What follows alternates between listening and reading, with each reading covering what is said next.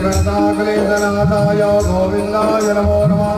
सर्वोपचारार्थे गन्धार्घ्यपुष्पाणि समर्पयामि पुराणपुरुषोत्तमाय नमः। सर्वोपचारार्थे गन्धार्घ्यपुष्पाणि समर्पयामि सुखदेवाय नमः। सेवयन्तं वनस्ववस्त्रस्तपुटेशयान बालं मुकुन्दं मनसा स्मरामि।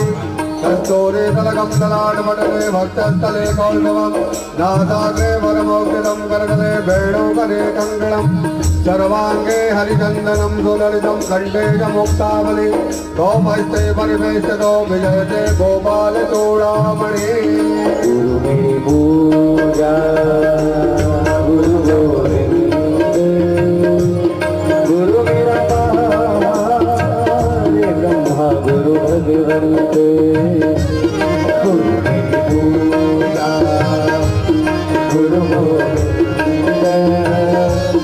गुरु मेरा पार ब्रह्मा गुरु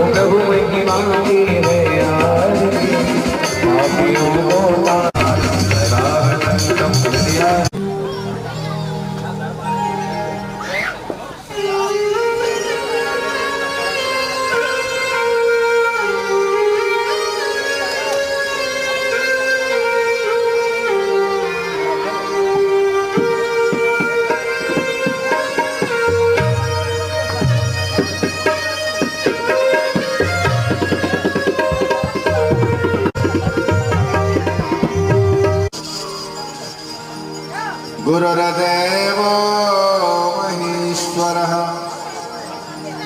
गुरुः साक्षात् परब्रह्म तस्मै श्री गुरवे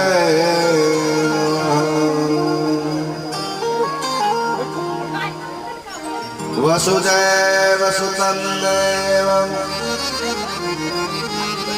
कंस चाणूरमर्दन देवकी परमानंद कृष्णं वन्दे जगद्गुरु सच्चिदानंद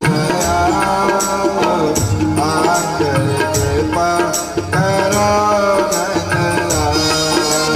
आओ गोपाल दयाल आकर कृपा करो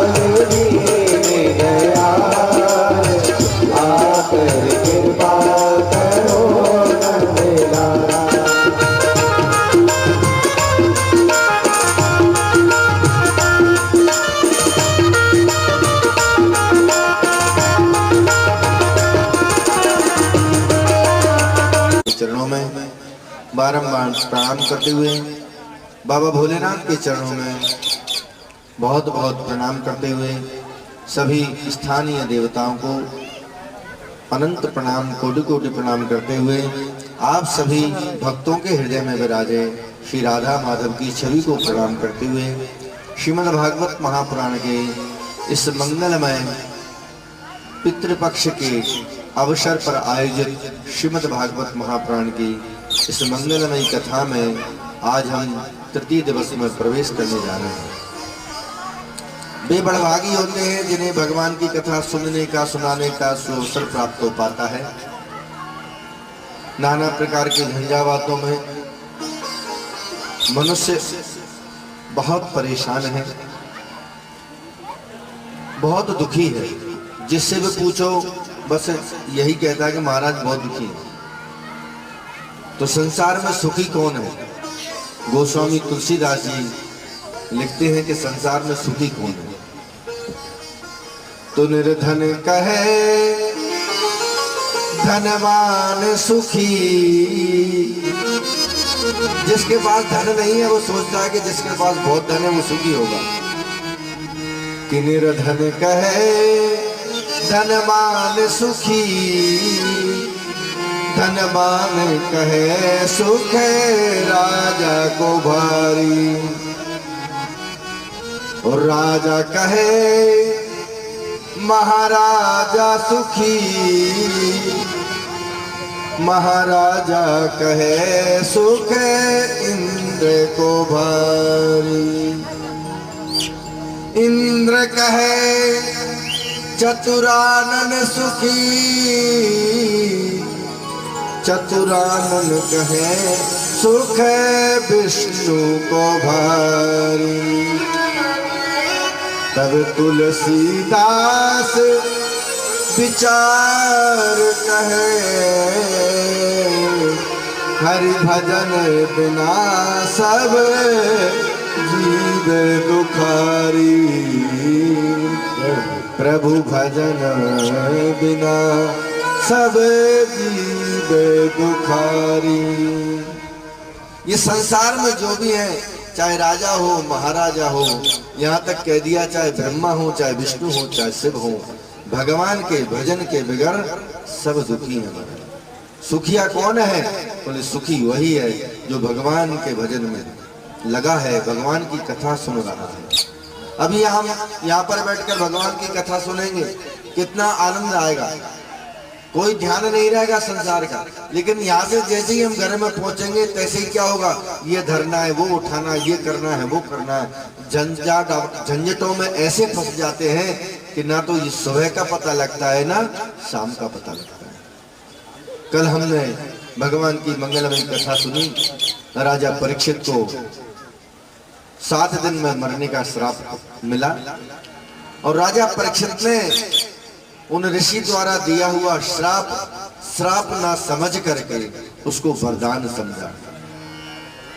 मनुष्य का जीवन यदि भगवान ने आपको दिया है तो इसका सदुपयोग करना चाहिए।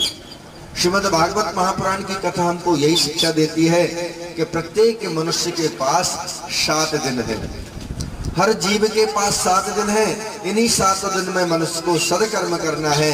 इन्हीं 7 दिनों में मनुष्य को अपने जीवन के सारे कार्यों को संपादित करना है। और जिसने इन 7 दिन को पवित्र बना लिया, इन 7 दिन को जिसने उपयोगी बना लिया, वह जीवन में सुखी हो जाता है। महाराज सुखदेव जी महाराज का आवाहन किया गया और सुखदेव जी महाराज का कोई संग्रह परिग्रह तो था नहीं। वो तो जहां जाते वहीं भिक्षा ग्रहण करते और भोजन पाते। लेकिन जहां पर भगवान की भक्ति हो रही हो, जहां पर सत्संग हो रहा हो, जहां पर भगवान का कीर्तन हो रहा हो, भगवान की कथा हो रही हो, वहां पर वो अनायास ही पहुंच जाते हैं। क्योंकि जो भगवान के सच्चे भक्त होते हैं, अगर उनको ये पता लग जाए कि भगवान की कथा हो रही है तो 1000 काम छोड़ करके वो भगवान की कथा सुनने के लिए आ जाते हैं, क्योंकि भगवान की कृपा उनके ऊपर है। सुखदेव जी महाराज स्वयं महाराज चलकर वहां पर भगवान की उस कथा में उस राजा की कथा सुनाने वाले तुमको लाखों प्रणाम, तुमको लाखों कथा सुनाने वाले, तुमको लाखों प्रणाम, तुमको लाखों प्रणाम। सुखदेव जी महाराज का पूजन किया और पूजन करके दोनों हाथ जोड़ करके झीनी सी धोती धारण करके राजा परीक्षित सामने बैठे हुए हैं और बगैर कोई औपचारिकता किए बगैर राजा परीक्षित ने सुखदेव जी महाराज से प्रश्न कर दिया कि महाराज, मेरा तो बस एक ही प्रश्न है कि जिसको जल्दी मरना हो उसके मुक्ति का क्या उपाय है। राजा बताने लगे सुखदेव जी महाराज। राजा परीक्षित से कहते हैं सुखदेव जी महाराज कि बरियाने यते प्रश्न मरने का नहीं है, प्रश्न जीवन का नहीं है। प्रश्न ये है कि मनुष्य जितने दिन जीता है उतने दिन करता क्या है। अच्छा एक बात प्रेम से बोलिए, जय श्री राधे। जय श्री राधे। धीरे काय को बोलते हो, जोर से बोलो ना, जय श्री राधे। एक बार और बोलो, जय श्री राधे। सुखदेव जी महाराज कहते हैं कि प्रश्न ये नहीं है जीवन का नहीं है, प्रश्न मरण का नहीं है। प्रश्न ये है कि जितने दिन मनुष्य जीता है वो करता क्या है। कलयुग में मनुष्य की आयु कितनी बताई है? 100 वर्ष। शतम जीवे में शरदा सताता। सतयुग में मनुष्य की आयु होती थी कितनी? 1 लाख वर्ष। कितनी होती थी? 1 लाख वर्ष। और त्रेता युग आया तो 1 जीरो हट गया तो कितनी आयु बची? 1 लाख में 1 जीरो हटा दिया तो कितना बचा? 10,000 वर्ष। और द्वापर युग आया तो 1 जीरो और हट गया तो कितनी बची आयु द्वापर में मनुष्य की? 1000 वर्ष। और कलयुग आते आते 1 जीरो और हट गया तो कलयुग में मनुष्य की आयु कितनी हो गई? 100 वर्ष। लेकिन 100 वर्ष कौन जी पाता है? 50-60 के बाद कब गोरी अवस्था बन जाए किसी की कोई गारंटी जगत में कोई न परमा, जगत में कोई परमानेंट नहीं है।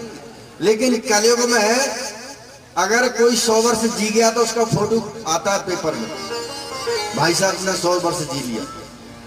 50-60 के बाद महाराज कमर टेढ़ी हो जाती है, घुटने दुखने लगते हैं, बत्ती सी निकल कर बाहर आ जाती है। लेकिन शास्त्र कहते हैं कि 100 वर्ष तो कलयुग में मनुष्य को जीना ही चाहिए। सुखदेव जी महाराज कहते हैं प्रश्न ये नहीं उठता कि जीवन का नहीं है, मरण का नहीं है, जितने दिन हम जीते हैं उतने दिन करते क्या है। चले वो मान लिया कि हमको 100 वर्ष भगवान ने दिए तो 100 वर्ष में से 50 वर्ष हमारे काय में निकल गए, सोते सोते बिस्तर में। ईमानदारी से निकले नहीं निकले? अरे 24 घंटे होते हैं ना, 12 घंटे की रात और 12 घंटे का दिन। तो 12 घंटे जब रात के निकल गए तो क्या हुआ, 100 वर्ष में से 50 वर्ष हमारे काय में निकल गए। बिस्तर में खड़े हो जाओ तो खड़े हो गए, उन्होंने क्या बैठ जाओ तो बैठ गए। और कई लोग तो महाराज इसी में भलाई समझते हैं, ये अंदर की बात बता रहा हूं मैं। श्रीमती जी की जो आज्ञा पालन नहीं करते हैं उनकी हालत खराब हो जाती है, ये अंदर वाली बात बता रहा हूं। इसलिए तो रामचरितमानस में गोस्वामी तुलसीदास जी कहते हैं कि ससुराल सुख की सार, ससुराल जो होती है ना वो सुख की सार होती है। दामाद जब ससुराल में जाते हैं ना तो क्या चकाचक हलवा बनता है, लेकिन फिर आगे लिखते हैं कि दिन ही 2-4 दिन तो बहुत खातिरदारी होती है। जब 2-4 दिन के ज्यादा रुके तो सासू अम्मा क्या करती हैं, झोला पकड़ा देती हैं कि जाओ सब्जी ले आओ सब्जी मंडी से। 2-4 दिन तो खूब खातिरदारी होती है। तो 25 साल काय में निकल गए, बोले श्रीमान जी की आज्ञा पालन में, श्रीमती जी की आज्ञा पालन में 25 साल निकल गए। बोले फिर 25 साल क्या हुआ, बोले 25 साल में कभी नौकरी पे जाना है, कभी बच्चे को लड़की देखने जाना है, कभी लड़की को लड़का देखने जाना है, कभी किसी रिश्तेदार के यहाँ बैठने जाना है। तो महाराज 25 साल इसमें निकल गए, फिर बचा क्या, बोले कुछ भी तो नहीं बचा, 0 बटा गुनगुना, कुछ नहीं बचा। मूल समझो, परमात्मा ने जो हमको जीवन दिया है, भगवान ने हमको जो आयु दी है, उस आयु का हम उपयोग प्रयोग क्या कर रहे हैं। क्या जीवन का यही अर्थ है कि सुंदर भोजन बनाया और बढ़िया चकाचक खाया और रात में सो गए और प्रातः उठकर महाराज विसर्जन कर दिया, स्नान कर लिया, फिर नाश्ता कर लिया, फिर चाय पी ली, फिर गप्पे लड़ा ली, फिर टीवी देख ली, इसी में जीवन निकल गया। महाराज ऐसा जीवन तो जानवर भी जी लेते हैं। अरे मनुष्य की योनि प्राप्त है। सुखदेव जी महाराज कहते हैं ये जीवन जो उसको भगवान ने जो दिया है, इस जीवन का अर्थ क्या है। कल्पना कीजिए इस जीवन का, अगर भगवान न करे किसी का हाथ टूट जाए, अगर हाथ यदि टूट जाए तो क्या जैसा हाथ भगवान ने आपको दिया है वैसा हाथ आपको फिर से मिल सकता है। करोड़ों नहीं, लाखों नहीं, अरबों खरबों रुपए नहीं, सब कुछ लुटा दो तो वैसा हाथ प्राप्त होने वाला। अनमोल तेरा जीवन यूं ही गवा रहा है, अनमोल तेरा जीवन यूं ही गवा रहा है, अनमोल तेरा जीवन यूं ही गवा रहा है, अनमोल तेरा जीवन यूं ही गवा रहा है। किसी और तेरी मंजिल वो किसी और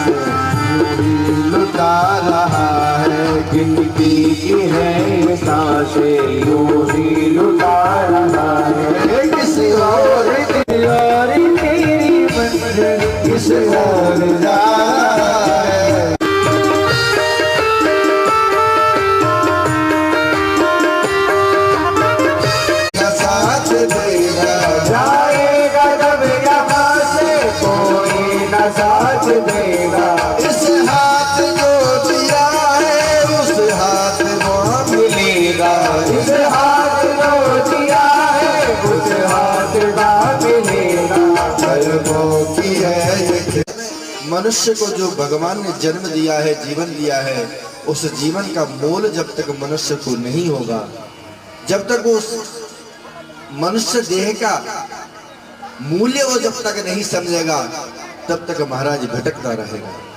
जिस दिन शरीर का, इस देह का मूल्य समझ लेगा, उस दिन भगवान की भक्ति में तुरंत लग जाएगा। मनुष्य देह पाने के लिए देवता भी तरसते हैं महाराज कि हमको कब मनुष्य की देह प्राप्त हो जाए। और भगवान को प्राप्त करने के लिए, भगवान को प्राप्त करने के लिए महाराज ना तो डिग्री की जरूरत है, जैसे नौकरी हम लेने जाते हैं, नौकरी में जगह निकलती है तो योग्यता मांगते हैं ना कि एमए पास हो, बीए पास हो, एमबीए हो, बहुत सारी योग्यताएं मांगती है। लेकिन भगवान की भक्ति करने में कोई योग्यता की आवश्यकता नहीं है, कोई डिग्री की जरूरत नहीं है। मीराबाई ने कौन सी डिग्री की थी? मीराबाई ने कोई डिग्री की थी? भगवान की भक्ति करने के लिए कोई भी डिग्री की आवश्यकता नहीं है। भगवान की भक्ति करने के लिए कोई जरूरी नहीं है कि कोई ऊंचे कुल खानदान में आपका जन्म हो। भगवान की भक्ति करने के लिए कोई जरूरी नहीं है कि आप कोई सुंदर हो। भगवान में कभी नहाते नहीं थे, लेकिन उनके मन में परम भक्ति थी, परम वैराग्य था। महाराज जो भील, जो जाड़ों में कभी स्नान ही नहीं करते थे, उनको मेरे प्रभु ने गले लगाया। वह सबरी, सबरी की कौन सी जाति थी महाराज? कोई जाति थी सबरी की? लेकिन मेरे प्रभु ने, राम जी ने जाकर उस सबरी की भक्ति को भी धन्य किया। लेकिन उसके मन में भाव था, उसके मन में ये प्रबल वैराग्य था, उसके मन में ये प्रबल विश्वास था कि एक दिन मेरे प्रभु राम जरूर आएंगे। सबरी कर रही रास्ता साफ, मेरे घर राम आए। रोज सवेरे उठकर झाड़ू लगाती और तैयार करती कि पता नहीं मेरे प्रभु कब आ जाए। और प्रभु कृपा की प्रभु ने, और भगवान श्री राम जी गए और जाकर शबरी के जूठे बेर खाए। भगवान ये भी नहीं देखते हैं प्रेम में कि आप झूठा खिला रहे हो कि मीठा खिला रहे हो। आप 56 भोग लगा दो, और अगर आपके मन में भाव नहीं है तो वो 56 भोग भी मेरे प्रभु को स्वीकार नहीं है। क्यों? भगवान तो केवल भाव के भूखे, भाव के बस में है भगवान, भाव के बस में है भगवान, भाव नहीं तो निधि बन मधुबन। अगर आपके मन में भाव नहीं है तो वृंदावन धाम में आप जाओगे ना, और निधिवन में आप दर्शन करने जाओगे तो वो आपको भगवान का धाम नहीं लगेगा, वो वीरान दिखेगा। कि भाव नहीं तो निधि बन मधुबन, लागत सब वीरान, और भाव हो तो चित देखूं चित दीख। उनका पुत्र दुर्योधन, जिसका नाम ये दुर्योधन है, जिसकी बुद्धि धूमिल है, वह दुर्योधन पांचों पांडवों को 1 इंच भी जमीन देने को तैयार नहीं है। भगवान श्री कृष्ण द्वारकाधीश प्रभु स्वयं चाहते हैं कि महाभारत हो। आज भगवान श्री कृष्ण हस्तिनापुर आ रहे हैं शांति दूत बनकर। शांति दूत बनकर के भगवान श्री कृष्ण आज हस्तिनापुर आ रहे हैं। हस्तिनापुर को सजाया गया है, बंदरवार लगाए गए हैं, सुंदर द्वार चार बनाए गए हैं। धृतराष्ट्र के पास पहुंचे महात्मा विदुर, मंत्री हैं महात्मा विदुर, और विदुर जी ने जाकर के धृतराष्ट्र से कहा, देखो राजन, कभी भी अनीति की बेल पर अमृत के फल नहीं होते। आपके जो पुत्र दुर्योधन है वो अनीति कर रहे हैं बहुत ज्यादा, इसलिए कृपा करके आप उन्हें समझाओ कि इतनी अन्याय नहीं करना चाहिए। क्योंकि उस दुर्योधन ने लाक्षा भवन बनवाया, उसके अंदर पांचों पांडवों को प्रवेश करा करके अग्नि प्रज्वलित कर देता, पांचों पांडव मरकर जल जाते। ये पता लगा महात्मा विदुर को, महात्मा विदुर ने बहुत समझाया, लेकिन महाराज धृतराष्ट्र को कोई समझ में नहीं आता। ने वो सारी बात सुन ली जो धृतराष्ट्र से कह रहे थे महात्मा विदुर। महाराज दुर्योधन को क्रोध आ गया, और क्रोधातुर होकर कहने लगा, अरे दासी पुत्र, मेरी कृपा से तुम मंत्री बने हो और मेरे ही तुम बुराई कर रहे हो, मेरी ही तुम निंदा कर रहे हो। आज से मैं तुमको मंत्री पद से बर्खास्त करता हूं। महात्मा विदुर कहते हैं, दुर्योधन, मेरी भी कोई बहुत ज्यादा इच्छा नहीं है मंत्री बने रहने की। तुम क्या मुझको हटाओगे, मैं स्वयं इस्तीफा दे दूंगा। और महात्मा विदुर ने अपने हाथ से इस्तीफा लेकर दे दिया और मन में सोचा कि चलो ठीक रहा, मैं मुक्त हो गया, अब और भगवान का भजन करूंगा और भगवान का चिंतन करूंगा। महात्मा विदुर अपनी विदुरानी के साथ में महाराज कदली वन में रहते हैं। आज 12 वर्षों से महात्मा विदुर ने भोजन नहीं पाया। 12 वर्षों से निरंतर भगवान का भजन कर रहे हैं और उनके मन में ये भाव है कि मेरे प्रभु कभी ना कभी मुझे दर्शन देंगे। महात्मा विदुर और विदुरानी महाराज केवल कदली फल खा करके अपना जीवन यापन कर रहे हैं। और जब ये समाचार महात्मा विदुर को मिला कि द्वारकाधीश आ रहे हैं शांति दूत बनकर, महात्मा विदुर का तो मन मयूर नाच उठा। विदुरानी से कहते हैं, अरे सुनो भाग्यवान। बोले क्या? बोले कन्हैया आ रहे हैं, केशव आ रहे हैं, हस्तिनापुर में आ रहे हैं।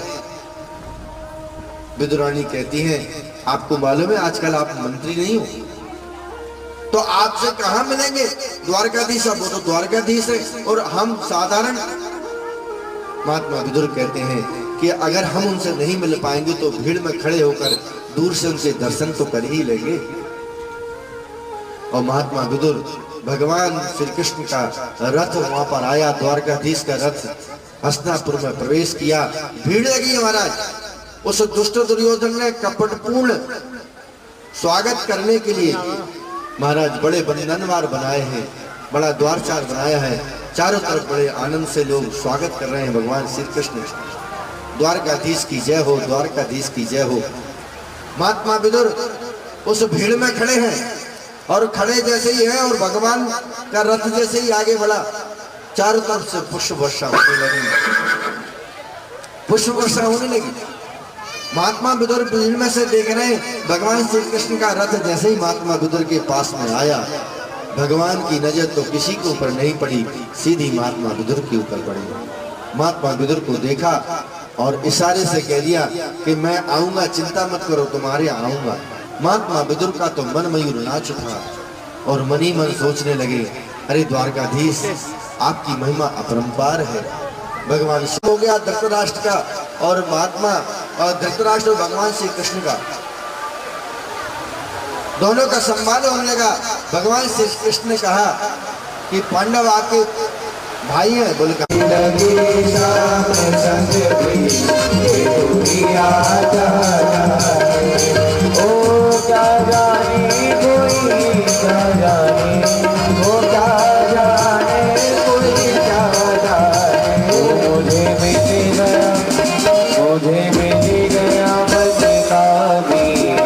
तो मालूम है, जब से मेरी माता ने ये सुना है कि कन्हैया आपका आगमन हो रहा है, तो मेरी माता ने बड़े सुंदर सुंदर भोज्य पदार्थ बनाए हैं।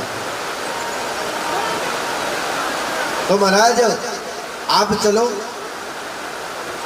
भगवान श्री कृष्ण कहने लगे कि दुर्योधन, निमंत्रण विदुर काका के घर पे है, आज तो मेरा निमंत्रण विदुर काका के घर पे। विदुर काका वहीं खड़े थे। विदुर जी ने मन में सोचा कि मैंने कब इनको निमंत्रण दिया, लेकिन भगवान ने ऐसे करते महात्मा विदुर की घर में भगवान श्री कृष्ण पहुंचे और दरवाजे पर पहुंच करके, और जब विदुरानी ने आवाज सुनी और जब ये पता लगा कि स्वयं भगवान श्री कृष्ण आए हैं, तो विदुरानी तो महाराज पागल हो गई। स्नान करते करते कुछ वस्त्र धारण किए, कुछ वस्त्र धारण नहीं किए और दौड़ लगा दी महाराज। और दरवाजा खोला और गोविंद ने जब देखा विदुरानी जी को, तो विदुरानी जी अस्त व्यस्त अवस्था में आ गई। तो भगवान ने मन में सोचा कि मेरे आने की खुशी में विदुरानी जी तो हो गई पागल। तो कन्हैया ने क्या किया, अपनी काली कमलिया उठाई और विदुरानी जी को उठा दिया। बोले भक्त विदुरानी पीछे पीछे कन्हैया। भगवान से कहती है विदुरानी, अरे आप यहाँ बैठो, यहाँ नहीं यहाँ बैठो। और महाराज एक पटा उठाया, कभी पटा बिछाती, कभी यहाँ कहती ये जगह ठीक नहीं यहाँ बैठो, ये जगह ठीक नहीं यहाँ बैठो। आगे आगे विदुरानी, पीछे पीछे भगवान, और दौड़े चले जा रहे हैं भगवान भी विदुरानी के। और एक जगह देखी